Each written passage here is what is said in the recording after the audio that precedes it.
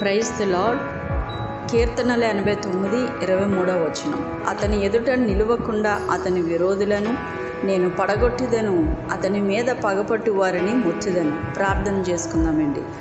యేసయ్యా, నీకే వందనాలు తండ్రి. మహోన్నతుడా, పరిశుద్ధుడా, నీతిమంతుడా, సర్వశక్తిమంతుడైన తండ్రి, నీకే స్తోత్రాలు అయ్యా. ఇచ్చిన వాక్యాన్ని బట్టి నాయనా నీకే వందనాలు, స్తోత్రాలు చెల్లిస్తున్నాను అయ్యా. నాయన, మా ఎదుట నా ప్రభా మాకు విరోధులుగా ఎవరైతే ఉన్నారో, మా పైన పగబట్టిన వారు ఎవరైతే ఉన్నారో నా ప్రభా, వారు మా ఎదుట నిలవకుండా చేయగల సామర్థ్యం గల దేవా నీకు వందనాలు. మా తరపున యుద్ధం చేసే దేవుడు అయిన తండ్రి నీకు స్తోత్రాలు.